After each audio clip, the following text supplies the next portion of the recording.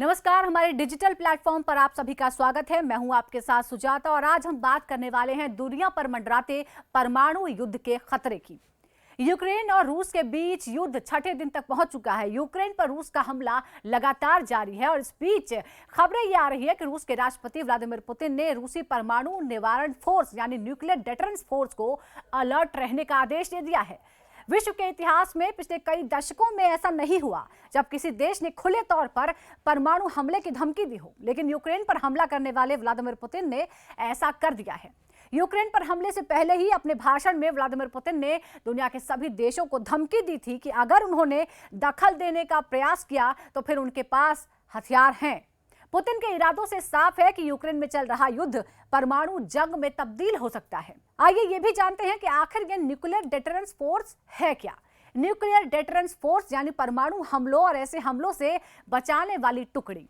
शीत युद्ध यानी कोल्ड वॉर के दौरान न्यूक्लियर डेटरेंस थ्योरी आई थी। कोल्ड वॉर के समय जब सोवियत संघ और अमेरिका के बीच तनाव बढ़ गया था, तब अमेरिका ने न्यूक्लियर डेटरेंस स्ट्रेटजी को अपनाया था। इसका मतलब ये था कि अगर सोवियत संघ या कोई और देश अमेरिका पर परमाणु हमला करता है तो उसी सख्ती से उसका जवाब दिया जाएगा।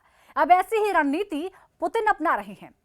पुतिन ने संकेत दे दिए हैं कि अगर अमेरिका या नाटो देश रूस पर प्रतिबंध लगाते हैं या यूक्रेन की सेना की मदद करते हैं तो उसका जवाब परमाणु हमले से दिया जाएगा। यूक्रेन से युद्ध से पहले राष्ट्रपति पुतिन ने अपने भाषण में कहा था कि आज का रूस दुनिया की सबसे बड़ी परमाणु ताकतों में से एक है।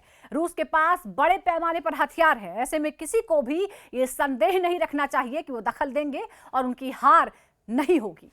कोई भी हमारे देश पर हमला करता है तो फिर उसे परिणाम भुगतने होंगे। आज तक दुनिया में सिर्फ एक ही बार परमाणु बम का इस्तेमाल हुआ है। साल 1945 में दूसरे विश्व युद्ध के दौरान जापान पर परमाणु हथियारों का इस्तेमाल हुआ था। उसके बाद से आज तक ऐसा कभी नहीं हुआ।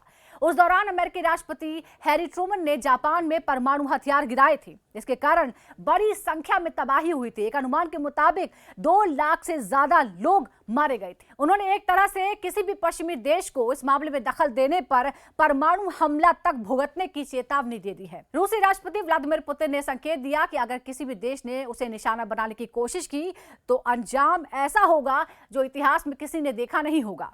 इधर विशेषज्ञ ये मानते हैं कि अगर यूक्रेन के बाहर की ताकतों की ओर से रूस पर हमला हुआ तो रूस परमाणु हथियारों की तैनाती कर सकता है। रूस के राष्ट्रपति की बातों में पश्चिमी देशों में रूस की परमाणु शक्ति को लेकर सख्त चेतावनी नजर आती है।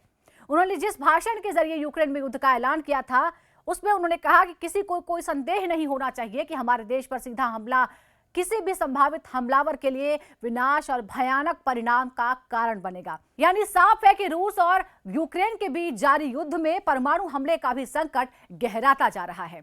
24 फरवरी को रूस ने यूक्रेन पर हमला किया था। इसके बाद पूरी दुनिया में उनकी आलोचना हो रही है और तरह तरह के प्रतिबंध लगाए जा रहे हैं। प्रतिबंधों और बयानबाजी से नाराज होकर पुतिन ने न्यूक्लियर डेटरेंस फोर्स को अलर्ट करने का आदेश दे दिया था। सबसे बुरी बात यह है कि परमाणु हमला एक बार होता है, लेकिन उसका असर सिर्फ एक बार नहीं होता बल्कि उसका परिणाम सदियों को भुगतना पड़ता है, जैसा कि जापान के लोग आज तक भुगत रहे हैं।